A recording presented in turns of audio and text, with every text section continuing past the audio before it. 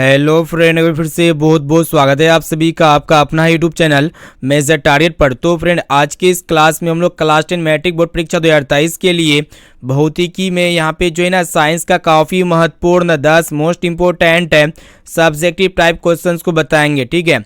और दोस्तों ये 10 ऐसे महत्वपूर्ण ऑब्जेक्टिव क्वेश्चंस हैं जो आपके बोर्ड एग्जाम में 100% पूछे जाएंगे, ठीक है। तो फ्रेंड, अगर आप भी इस बार मैट्रिक के बोर्ड एग्जाम देने वाले हैं ना, तो ये 10% में से जो है ना दोस्तों 5% आपके बोर्ड एग्जाम में 100% लड़ेगा ही लड़ेगा। अगर आप भी इस बार मैट्रिक के बोर्ड एग्जाम देने वाले हैं तो ये क्लास आपके लिए काफ़ी इंपॉर्टेंट है। क्लास को बिल्कुल शुरू से लेकर आखिरी तक जरूर कीजिएगा, क्योंकि ये सभी पर्सन जो है आपके बोर्ड एग्जाम में 110% लड़ेगा ही लड़ेगा। तो फ्रेंड, फटाफट से वीडियो को लाइक कर दीजिएगा, और दोस्तों चैनल पर नए हैं ना तो प्लीज़ दोस्तों चैनल को सब्सक्राइब कर लीजिएगा। साथ में बगल में नोटिफिकेशन बेल आइकन आएगा, इसे प्रेस करके जो है ना ऑल पर जरूर सेलेक्ट कर लीजिएगा। और दोस्तों जो भी विद्यार्थी अभी तक हमारे व्हाट्सएप ग्रुप में नहीं जुड़े हैं तो जल्दी से आप फटाफट से मेरा व्हाट्सएप नंबर को नोट कीजिए। मेरा व्हाट्सएप नंबर है 6206076569। इस नंबर को सेव कीजिए। आप बोलिए कि सर मैं व्हाट्सएप ग्रुप में जोड़ दीजिए, तो हम जो है ना आपको व्हाट्सएप ग्रुप में जोड़ देंगे, ठीक है।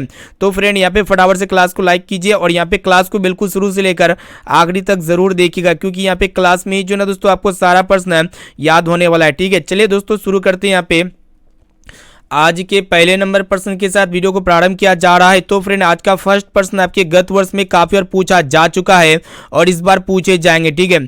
तो फ्रेंड, यहाँ पे आपको बताना है कि एक समतल दर्पण द्वारा उत्पन्न आवर्धन प्लस 1 है, तो यहाँ पे आपको बताना है कि इसका क्या अर्थ होता है, ठीक है। यहाँ पे क्वेश्चन ये कराए कि जो प्लेन मिरर होते हैं यानी कि जो समतल दर्पण होते हैं ना दोस्तों, इसका जो आवर्धन होते हैं प्लस 1 होते हैं, ठीक है। तो इसका अर्थ क्या होता है। तो चलिए दोस्तों, काफी शानदार यहाँ पे उत्तर बताते हैं आपको। उत्तर में आपको लिखना पड़ेगा, देखिएगा यहाँ पे प्लस यानी कि ये जो प्लस चिन्ह होते हैं ना, इस बात को प्रदर्शित करता है कि प्रतिबिंब सीधा और आभासी बनता है, ठीक है।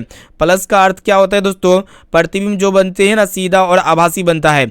और ऐसे में भी जो समतल दर्पण में जो प्रतिबिंब बनते हैं वो कैसा बनता है दोस्तों, सीधा बनते हैं और आभासी बनते हैं, ठीक है। और दोस्तों यहाँ पे देखिएगा, तथा एक से हमें ये पता चलता है कि प्रतिबिंब का आकार वस्तु के आकार के बराबर बनता है। और ऐसे में भी जो समतल दर्पण में जो प्रतिबिंब बनता है ना दोस्तों, वो प्रतिबिंब का आकार जो होते वस्तु के आकार के बराबर बनते हैं, ठीक है। तो यही एक यहाँ पे प्लस 1 यही आपका क्या करता है दोस्तों, यहाँ पे प्रदर्शित करता है, यानी कि सूचित करता है, बताता है, ठीक है। इसका अर्थ यही होता है। तो काफी सिंपल डेफिनेशन है, आपको चुटकियों में याद हो जाएगा। तो यहाँ पे क्या लिखना है दोस्तों, प्लस जो चिन्ह होते हैं, जो साइन होते हैं ना, इस बात को प्रदर्शित करता है कि प्रतिबिंब जो होते हैं ना सीधा और आभासी होते हैं। और दोस्तों यहाँ पे 1 से पता चलता है कि प्रतिबिंब का आकार वस्तु के आकार के बराबर बनता है, ठीक है। तो उम्मीद करते हैं प्रश्न आपको काफी अच्छी तरीके से समझ में आ चुका होगा। और दोस्तों इसको जो है ना स्क्रीनशॉट भी ले सकते हैं। चलिए देखते हैं यहाँ पे नेक्स्ट क्वेश्चन की तरफ बढ़ चलते हैं। तो फ्रेंड, यहाँ पे दूसरा नंबर प्रश्न भी आपके बोर्ड एग्जाम के लिए बहुत इंपॉर्टेंट है। और दोस्तों ये सभी प्रश्न जो है ना आपका एनसीईआरटी बुक से लिया गया है, ठीक है, जो कि आपके बोर्ड एग्जाम में पूछे जाएंगे। तो फ्रेंड, यहाँ पे आपको बताना है कि उस लेंस की फोकस दूरी ज्ञात कीजिए जिसकी क्षमता -2.0 डायोप्टर है। यह किस प्रकार का लेंस होगा, ठीक है। तो चलिए दोस्तों फटाफट से इसको हम लोग शानदार तरीके से हल करते हैं। तो यहाँ पे आपको क्या लिखना है, सोल्यूशन भी लिख सकते हैं, क्योंकि एक तरह का न्यूमेरिकल प्रश्न है। तो यहाँ पे आप सोल्यूशन लिखिएगा तो बेटर रहेगा। तो फ्रेंड, यहाँ पे देखिएगा, यहाँ पे आपको बताना है कि उस लेंस की फोकस दूरी ज्ञात करना है। और यहाँ पे लेंस की क्षमता दिया गया है -2.0 डायोप्टर। और दोस्तों आपको बताना है कि ये किस प्रकार का लेंस होगा। तो सबसे पहले यहाँ पे आपको फॉर्मूला पता होना चाहिए कि लेंस की फोकस दूरी जो होती है ना दोस्तों, लेंस की क्षमता का व्यक्त कर्मानुपाती होती है। कहने का अर्थ है कि लेंस की फोकस दूरी बराबर क्या हो जाएगा, 1/, लेंस की क्षमता हो जाएगा। तो यहाँ पे लेंस की फोकस दूरी को हम लोग स्मॉल f के द्वारा दिखाएंगे। तो f बराबर क्या हो जाएगा दोस्तों, 1/-2, क्योंकि यहाँ पे लेंस की क्षमता दिया गया -2.0 डायोप्टर। तो यहाँ पे -2.0 को हम लोग क्या कर सकते हैं, -2 लिख सकते हैं। इसको जब हम लोग डिवाइड करेंगे, इसको काटेंगे, तो ये आपका कितना परा में जाएगा दोस्तों, देखिएगा यहाँ पे 2 को आपको क्या करना है, 1 से भाग करना है। तो ये भागने जाता है, तो यहाँ पे दशमलव देंगे, इसके बदले में 0 आएगा। तो यहाँ पे 5 टाइम्स में जो है ना दोस्तों पूरा क्लियरली कट जाता है, ठीक है। यानी कि यहाँ पे कितना आ चुका है दोस्तों, देख सकते हैं -0.5 मीटर। और दोस्तों आपको ये भी पता होना चाहिए। और दोस्तों यहाँ पे देखिएगा कि जो लेंस की फोकस दूरी होती है ना, ये हमेशा क्या होती है, मीटर में होती है। ठीक है, तो यहाँ पे -0.5 मीटर, अगर इसको आप सेंटीमीटर में कन्वर्ट कीजिएगा तो इसको क्या कीजिएगा दोस्तों, 100 से गुना कर दीजिएगा, तो यहाँ पे -50 सेंटीमीटर इसका उत्तर हो जाएगा। और दोस्तों यहाँ पे फोकस दूरी किस में आया हुआ है, ऋणात्मक यानी कि नेगेटिव में आया हुआ है। तो आपको पता होना चाहिए किस लेंस की फोकस दूरी ऋणात्मक होती है। तो आप कहेंगे कि सर अवतल लेंस की फोकस दूरी ऋणात्मक होती है, जो कि आपके वस्तुनिष्ठ प्रश्न में इस तरह के प्रश्न पूछे जाते हैं। और ऋणात्मक चिन्ह ये प्रदर्शित करता है कि लेंस कौन सा है, अवतल लेंस है। ठीक है, तो इस तरह के प्रश्न आपको पूछा जाए तो आप चुटकियों में कुछ इस प्रकार सोल्व कर सकते हैं। ठीक है, तो चलिए फ्रेंड देखते हैं यहाँ पे नेक्स्ट क्वेश्चन की तरफ बढ़ चलती है, जो कि आपके बोर्ड एग्जाम के लिए अत्यंत ही महत्वपूर्ण है। और दोस्तों ये भी प्रश्न जो है आपके बोर्ड एग्जाम में पूछे जाएंगे।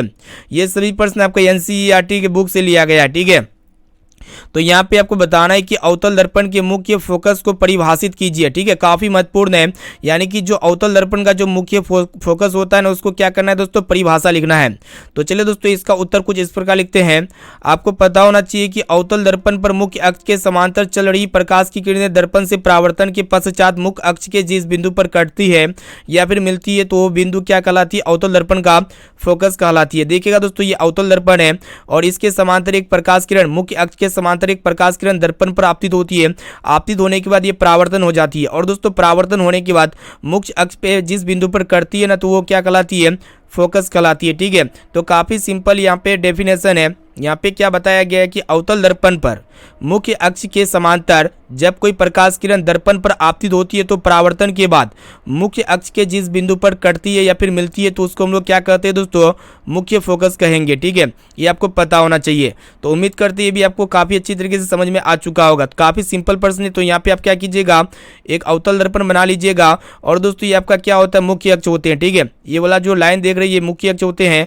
ठीक है, और दोस्तों इसके समांतर एक और अन्य प्रकाश किरणें दर्पण पर आपतित होती है, और आपतित होने के बाद ये देखिएगा, कोई भी किरण अगर दर्पण पर आपतित होगा तो ये परावर्तन हो जाएगा, छिटका जाएगा प्रकाश। ठीक है, तो यहाँ पे देख सकते हैं ये परावर्तन के बाद मुख्य अक्ष के यहाँ पे मिलता है। ठीक है, यहाँ पे कटता है, तो इसी को हम लोग क्या कहते हैं, फोकस या मुख्य फोकस कहते हैं। और दोस्तों जो फोकस या मुख्य फोकस होते हैं ना, इसको हम लोग किसके द्वारा दिखाते हैं, कैपिटल एफ के द्वारा दिखाते हैं। यहाँ पे दिया गया है दोस्तों, एफ जो है ना दर्पण MN का मुख्य फोकस है। ठीक है, तो उम्मीद करते हैं इस तरह के प्रश्न जबकि आपके एग्जाम में पूछे जाएंगे तो कुछ इस प्रकार आपको डेफिनेशन करना होगा। काफी सिंपल प्रश्न था, ये आपके एग्जाम में 110% पूछे जाएंगे। ठीक है, तो चलिए दोस्तों देखते हैं यहाँ पे नेक्स्ट क्वेश्चन की तरफ बढ़ चलती है, जो कि आपके बोर्ड एग्जाम के लिए बहुत इंपॉर्टेंट है। तो फ्रेंड यहाँ पे आपको बताना है कि हम वाहनों में उत्तल दर्पण को पक्ष दर्पण यानी कि पार्श्व पक्ष दर्पण के रूप में वरीयता क्यों देते हैं। यहाँ पे क्या होगा दोस्तों, पार्श्व पक्ष दर्पण हो जाएगा, जिसको हम लोग क्या कहते हैं, साइड मिरर के रूप में जानते हैं। क्या कहते हैं इसको दोस्तों, साइड मिरर भी कहते हैं। पार्श्व पक्ष दर्पण को हम लोग क्या कहते हैं, साइड मिरर। यानी कि जो वाहन होते हैं ना, उसमें हम लोग उत्तल दर्पण को पार्श्व पक्ष दर्पण के रूप में वरीयता क्यों देते हैं, वही आपको बताना है। तो चलिए दोस्तों इसका उत्तर जो ना कुछ इस प्रकार लिखते हैं। देखिएगा यहाँ पे क्या है कि हम वाहनों में उत्तल दर्पण को पार्श्व पक्ष दर्पण के रूप में वरीयता इसलिए देते हैं क्योंकि ये प्रतिबिंब हमेशा कैसा बनाता है दोस्तों, सीधा बनाते हैं। उत्तल दर्पण में जो प्रतिबिंब बनता है ना, वो हमेशा सीधा बनता है। तो देख सकते हैं ये एक छोटा सा मिरर है, वाहन का साइड मिरर के रूप में इसको हम लोग जानते हैं, या फिर पार्श्व पक्ष दर्पण के रूप में जानते हैं। इसमें जो प्रतिबिंब बनता है ना, ये बहुत बड़े एरिया को ये कवर कर लेता है। और इसमें जो प्रतिबिंब बनता है दोस्तों, ये जो वाहन का आकार जिस तरह है ना, तो बाया साइड अगर ये वाहन में है तो ये दर्पण में भी बाया साइड में भी दिखेगा। ठीक है, यानी कि उल्टा पुल्टा इसमें नहीं दिखता है ना। तो ये खासियत होता है उत्तल दर्पण का। तो उत्तल दर्पण में जो प्रतिबिंब बनता है वो कैसा बनता है, सीधा, सदैव सीधा बनता है। ठीक है, हमेशा सीधा बनता है। और उत्तल दर्पण की जो सबसे बड़ी खासियत होती है क्या होती है दोस्तों, दृष्टि क्षेत्र बहुत बड़ा होता है, बहुत अधिक होता है। उत्तल दर्पण का दृष्टि क्षेत्र क्या होता है, बहुत अधिक होता है। तो देख सकते हैं एक छोटा सा मिरर है, ये बहुत बड़े एरिया को कवर करता है। देखिएगा यहाँ पे सब कुछ दिखता है, इसमें बड़ा बड़ा वाहन दिख जाता है। ठीक है, तो यही इसका खासियत होता है। इसका जो दृष्टि क्षेत्रफल होता है ना, बहुत अधिक होता है, अर्थात ये अन्य दर्पणों की तुलना में बहुत क्षेत्र को देखने में समर्थ बनाते हैं। तो यही कारणों से हम लोग क्या करते हैं कि वाहनों में उत्तल दर्पण को पार्श्व पक्ष दृश्य दर्पण के रूप में वरीयता देते हैं। ठीक है, तो उम्मीद करते हैं ये प्रश्न आपको काफी अच्छी तरीके से समझ में आ चुका होगा। अब चलिए फ्रेंड देखते हैं यहाँ पे नेक्स्ट क्वेश्चन की तरफ बढ़ चलते हैं, जो कि आपके बोर्ड एग्जाम में इस तरह के प्रश्न जो है ना बोर्ड एग्जाम में पूछे ही जाते हैं। ठीक है, तो यहाँ पे आपको बताना है कि तारे क्यों टिमटिमाते हैं। काफी महत्वपूर्ण प्रश्न है। तो सबसे पहले आपको पता होना चाहिए जो रात के समय जो तारे होते हैं ना दोस्तों, अगर आप देखते हैं तो आपको कैसा दिखाई देते हैं, टिमटिमाते हुए नजर आते हैं। क्यों आते हैं? तो देखिएगा इसका डेफिनेशन कुछ इस प्रकार है। देखिएगा तारों के प्रकाश के वायुमंडलीय अपवर्तन के कारण ही तारे क्या होते हैं दोस्तों, टिमटिमाते हुए प्रतीत होते हैं। आपको पता होना चाहिए जो तारे टिमटिमाते हुए किसके कारण से टिमटिमाते हुए नजर आते हैं, प्रकाश के अपवर्तन के कारण टिमटिमाते हुए नजर आते हैं। देखिएगा यहाँ पे उसके बाद लिखना पड़ेगा कि पृथ्वी के वायुमंडल में प्रवेश करने के पश्चात पृथ्वी के पृष्ठ पर पहुंचने तक तारे का प्रकाश निरंतर अपवर्तित होते जाता है। ठीक है, यानी कि जो पृथ्वी का जो वायुमंडल में जैसे ही प्रकाश है आता है तो उसमें काफ़ी सारे क्या होते हैं दोस्तों, लेयर होते हैं उस वायुमंडल में। और उस वायुमंडल में जैसे ही प्रकाश पड़ता है तो क्या होते हैं, वो जो है ना दोस्तों क्या होते हैं कि अलग अलग अपवर्तनांक वाले लेयर में क्या होते हैं, ये आपका जो है ना दोस्तों बदलते रहता है, निरंतर अपरिवर्तित होते रहता है। चूंकि तारे हमसे बहुत दूर होते हैं, वे प्रकाश के बिंदु स्रोत के सन्निकट है। ठीक है, पृथ्वी के वायुमंडल की बदलती हुई भौतिक अवस्था के कारण तारे में आने वाली प्रकाश किरणों का जो पथ होते हैं थोड़ा थोड़ा परिवर्तित होते रहता है। ठीक है, यानी कि जो रास्ता होते हैं वो थोड़ा थोड़ा परिवर्तित होते रहता है। अतः तारे की आभासी स्थिति विचलित होती रहती है। यानी कि जो तारे का जो वर्चुअल स्थिति होती है वो क्या होती है दोस्तों, पोजीशन, वो आपका स्थित नहीं होती है, बल्कि स्थिति जो है ना विचलित होती रहती है, यानी कि मुड़ने लगती है। आंखों में प्रवेश करने वाले तारों के प्रकाश की मात्रा झिल मिलाती रहती है, जिसके कारण कोई भी तारा कभी चमकीला प्रतीत होती है तो कभी धुंधला। तो इसी के कारण जो होते हैं ना दोस्तों, टिमटिमाहट का प्रभाव पड़ता है। ठीक है, यही कारण से तारे टिमटिमाते हैं। तो काफ़ी सिंपल यहाँ पे शॉर्टकट ट्रिक हम आपको बताते हैं। तारे जो होते हैं ना, रात के समय में जब आप तारों को देखिएगा तो वो टिमटिमाते हुए नजर इसलिए आते हैं क्योंकि जो वायुमंडल है ना दोस्तों, उसमें काफ़ी सारे अपवर्तनांक है, और उस अपवर्तनांक जो होते हैं ना वो आपका क्षण क्षण में यानी कि प्रति क्षण बदलते रहता है। ठीक है, आपका प्रति क्षण जब बदलते रहेगा तो वो आपका अपवर्तनांक, तो तारे आपको जो है ना वो आपको आभासी स्थिति जो होते हैं वही आभासी स्थिति में आपको देखने को मिलेगा।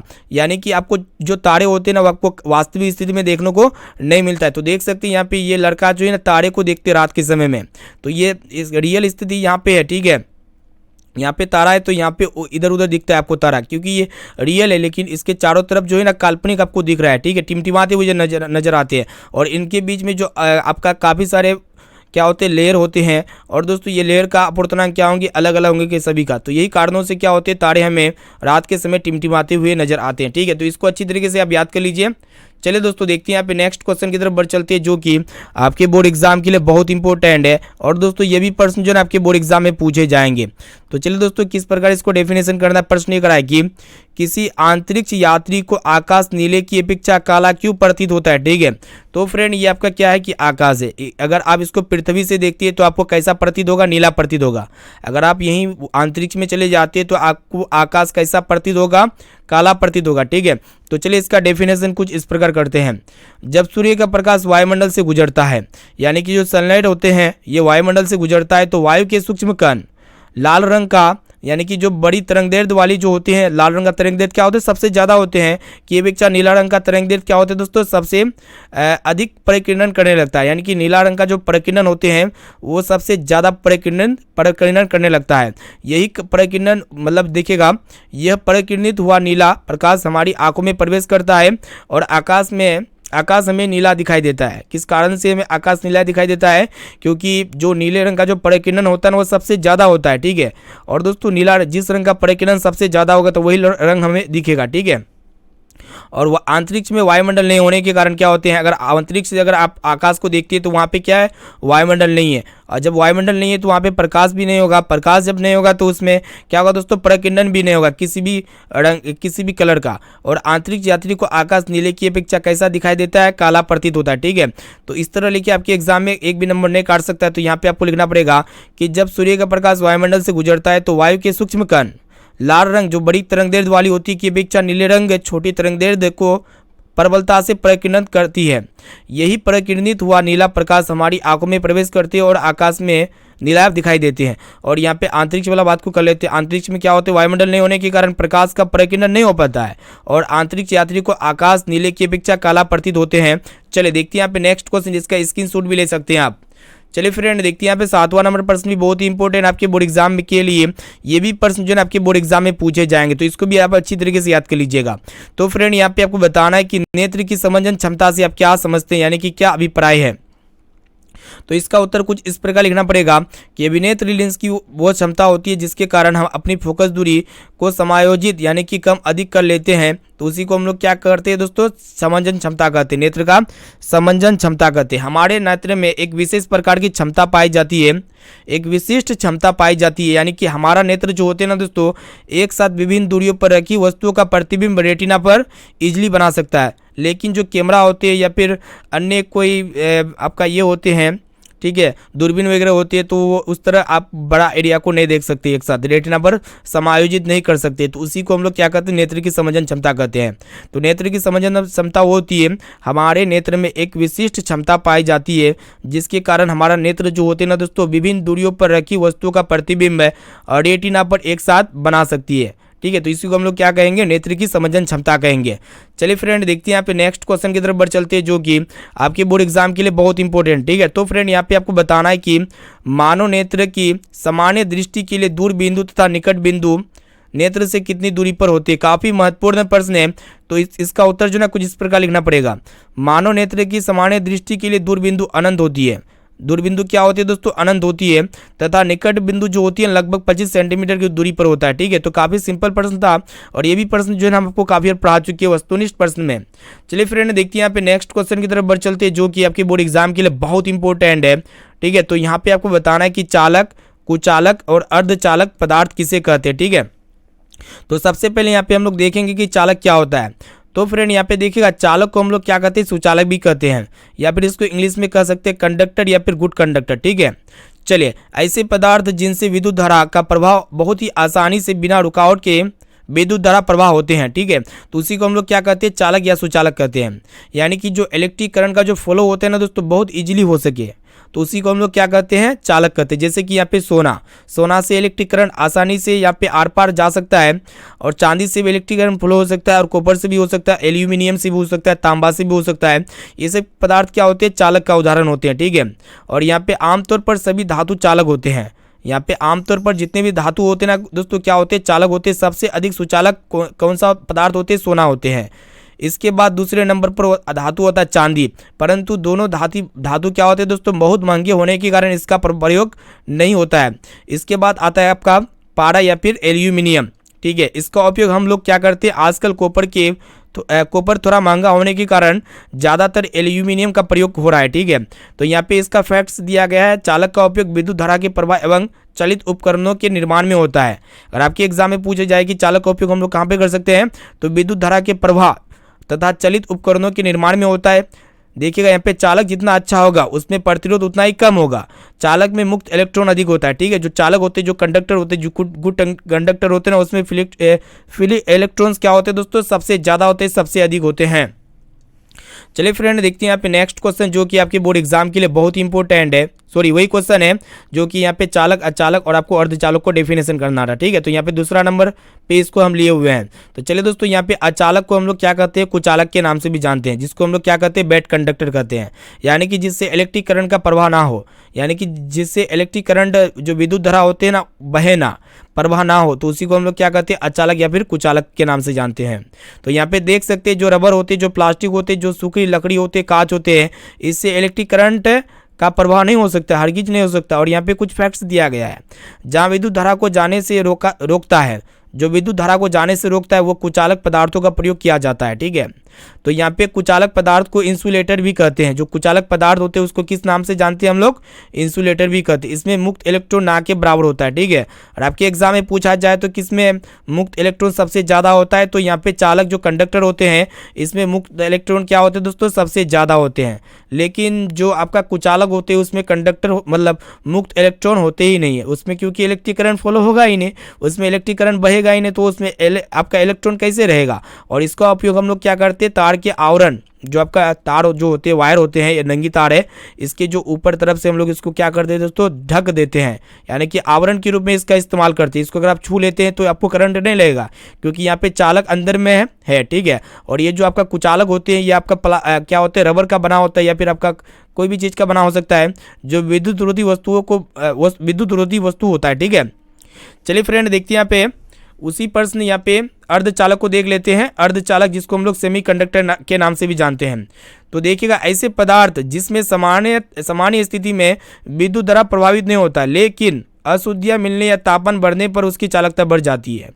ऐसे पदार्थ जिसमें सामान्य स्थिति में विद्युत धारा प्रवाह नहीं होता है, नॉर्मल कंडीशन में जो इलेक्ट्रिक करंट होता है वो फॉलो नहीं होता है, लेकिन अशुद्धियाँ मिलने या तापमान बढ़ने पर उसकी चालकता बढ़ जाती है, इसमें विद्युत धारा प्रवाह होने लगती है, उन्हें हम लोग क्या कहते हैं? अर्धचालक कहते हैं। जिसमें यानी कि हल्का हल्का विद्युत धारा प्रभाव होगा, जैसे कि यहाँ पे सिलिकॉन होते हैं, जर्मेनियम होते हैं, ये एक तरह का क्या होते हैं दोस्तों? उपधातु होते हैं। इसमें जो इलेक्ट्रिक करंट बढ़ते हैं ना, बहुत ही कम मात्रा में बढ़ते हैं, लगभग में यहाँ पे कह सकते हैं बहुत कम, ठीक है, यानी कि बढ़ते हैं। अगर यहाँ पे ताप बढ़ा देते हैं या फिर उसमें कुछ अशुद्धियाँ मिल जाती हैं तो इसमें इलेक्ट्रिक करंट बहने लगते हैं, ठीक है। और यहाँ पे कुछ फैक्ट्स दिया गया है, तो इसका उपयोग हम लोग कहाँ पे करते हैं? डायोड, जो डायोड होते हैं, ट्रांजिस्टर होते हैं, एलईडी होते हैं, इसमें इस सब डिवाइस में इसका उपयोग किया जाता है अर्धचालक के रूप में। चलिए फ्रेंड, देखते हैं यहाँ पे आज का लास्ट और अंतिम प्रश्न को भी देख लेते हैं, जो कि आपके बोर्ड एग्जाम के लिए अत्यंत ही महत्वपूर्ण है। ये भी प्रश्न आपके बोर्ड एग्जाम में पूछे जाएंगे, तो इसको भी अच्छी तरीके से याद कर लीजिएगा। तो यहाँ पे आपको बताना है कि विद्युत परिपथ का क्या अर्थ होता है, ठीक है, जो इलेक्ट्रिक सर्किट होते हैं उसका क्या मीनिंग होता है। तो चलिए दोस्तों, इसका उत्तर जो ना कुछ इस प्रकार लिखते हैं कि किसी विद्युत धारा के सतत तथा बंद पथ को हम लोग क्या कहते हैं दोस्तों? विद्युत परिपथ कहते हैं, यानी कि इलेक्ट्रिक सर्किट कहते हैं। तो यहाँ पे किसी भी विद्युत धारा के सतत तथा बंद पथ को हम लोग क्या कहते हैं? विद्युत परिपथ कहते हैं, यानी कि इलेक्ट्रिक सर्किट कहते हैं, ठीक है। चलिए, ये आपको अच्छी तरीके से समझ में आ चुका होगा। तो फ्रेंड, यहाँ पे हम जो ना फाइनली क्लास 10 के साइंस में फिजिक्स का काफ़ी महत्वपूर्ण है 10 मोस्ट इंपोर्टेंट वायरल यहाँ पे सब्जेक्टिव टाइप प्रश्न यानी कि लघु उत्तरीय प्रश्न पर को बता चुके हैं। तो आप जल्दी से बताइए दोस्तों, ये 10 प्रश्न में से आपको कितना प्रश्न है पहले से आता है, और दोस्तों कितना प्रश्न आपको समझ में आ चुका है, ठीक है। और यहाँ पे जो भी विद्यार्थी अभी तक क्लास को लाइक नहीं किए तो जल्दी से आप फटाफट से क्लास को लाइक कर दीजिएगा। और दोस्तों, चैनल पर नए हैं तो प्लीज़ दोस्तों चैनल को भी सब्सक्राइब करके बेल आइकन को प्रेस करके जो है ऑल पर जरूर सेलेक्ट कर लीजिएगा, क्योंकि यहाँ पे डेली जो है ना धमाकेदार क्लास होते रहता है। और दोस्तों, यहाँ पे एग्जाम का समय काफ़ी नज़दीक है, इसके लिए जो है ना मॉर्निंग टाइम 6 बजे भी कल से क्लास होगी, तो यहाँ पे कल 6 बजे क्लास में जुड़ जाना है मॉर्निंग टाइम में, ठीक है। और यहाँ पे रात्रि 9 बजे क्लास होती है, कभी कभार 9:15 हो जाता है, कभी कभार 9:30 हो जाता है, लेट हो जाता है क्लास, तो इसमें दिक्कत वाली बात नहीं है, आधा घंटा या फिर 15 मिनट ही लेट होता है। और दोस्तों, इनके साथ साथ यहाँ पे दोपहर में 1 बजे क्लास होता ही होता है, और यहाँ पे शाम में 6 बजे भी क्लास होती है, और इनके साथ साथ वेबसाइट में भी टेस्ट चलता है। तो आप सबके लिए इतना मेहनत करते हैं, तो आप जो है ना वीडियो को लाइक कर दीजिए दोस्तों। आप लोग वीडियो को लाइक नहीं करते हैं तो फटाफट से यहाँ पे कंजूसी मत कीजिए, यहाँ पे बेझिझक आप वीडियो को लाइक कीजिए, ठीक है। तो फिर मिलते हैं यहाँ पे नेक्स्ट क्लास में दोस्तों। Bye bye, take care. जब अपना पढ़ाई में ध्यान दीजिए, आप अच्छी तरीके से पढ़ाई कीजिए, सेल्फ स्टडी में ज़्यादा से ज़्यादा ध्यान दीजिए दोस्तों। और यहाँ पे ऑनलाइन क्लास को भी ज़्यादा से ज़्यादा ध्यान दीजिए, क्योंकि यहाँ पे आपके एग्जाम काफ़ी नज़दीक है, तो यहाँ पे ऑनलाइन क्लास ही आपका फ़ायदा, आपका यहाँ पे एग्जाम में काफ़ी स्कोप ला सकते हैं ऑनलाइन क्लास के माध्यम से, ठीक है। तो फिर मिलते हैं यहाँ पे अगली क्लास में दोस्तों। Bye bye, take care.